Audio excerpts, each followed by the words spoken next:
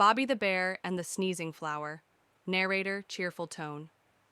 In a beautiful park, Bobby the Bear was strolling happily.